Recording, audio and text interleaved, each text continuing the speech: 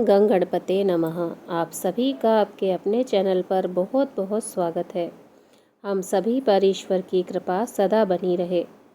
आज इस वीडियो में हम भगवान श्री गणेश जी की कहानी सुनेंगे।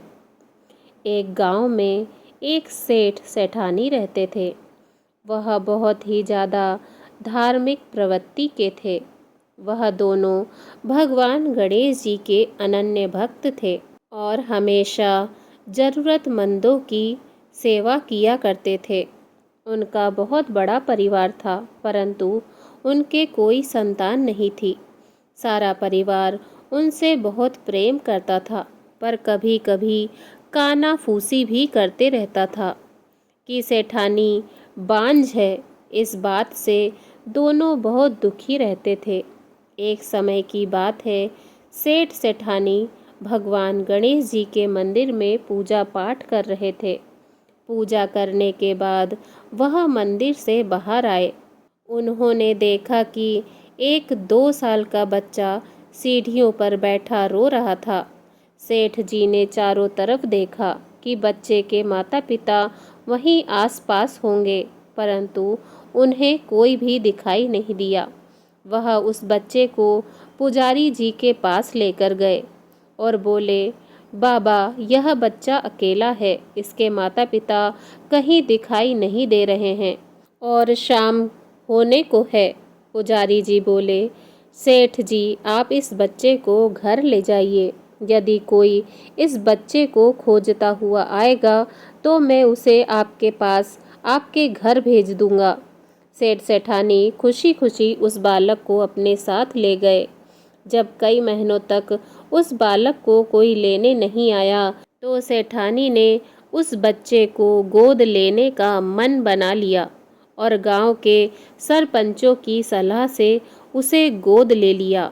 उस बच्चे का नाम उन्होंने गणेशिया रख दिया। ऐसे ही कई वर्ष बीत गए। एक दिन एक ठग पति पत्नी उस गांव में आए और गणेश जी महाराज के मंदिर की सीढ़ियों पर जाकर बैठ गए। वह दोनों उस गांव के सबसे अमीर आदमी को ठगने की योजना बनाने लगे। तभी पुजारी जी ने उन्हें सीढ़ियों पर बैठा देखा तो पूछा, क्यों भैया, यहाँ किस काम से बैठे हो? उन दोनों ने कोई जवाब नहीं दिया। तब पुजारी जी ने पूछा, आपका बच्चा कहीं खो गया है क्या? दोनों ठग पति पत्नी एक स्वर में बोले, हाँ हाँ, हमारा बच्चा खो गया है। पुजारी जी ने पूछा, बच्चे को खोए हुए कितना समय हो गया है? वह दोनों अनजाने में ही बोले, यही कोई 4-5 साल हो गए हैं। पुजारी जी ने कहा, उदास मत होइए, यहीं इसी गांव में एक सेठ के घर आपका बच्चा पल रहा है और यही नहीं, ठाट बाट से पल रहा है। पुजारी जी उन दोनों को सेठ के घर ले गए। तब सेठ सेठानी को पता चला कि गणेशिया के असली माता पिता आ गए हैं, तो वह दोनों बहुत दुखी हुए और फूट फूट कर रोने लगे। किसी तरह अपने को संभालते हुए सेठ जी बोले कि ठीक है, अभी तो बहुत रात हो गई है और सुबह होते ही आप गणेशिया को ले जाना। वह दोनों ठग पति पत्नी तो यही चाहते थे। सेठ ने उन दोनों को अतिथि गृह में ठहरा दिया। अब दोनों चोरी की योजना बनाने लगे। इधर गणेशिया से जुदा होने का गम सेठ सेठानी को सता रहा था, जिसके कारण उन्हें नींद भी नहीं आ रही थी। इधर ठग सभी कमरों की तलाशी लेने में लगे हुए थे। तलाशी लेते हुए तिजोरी वाले कमरे में पहुंच गए।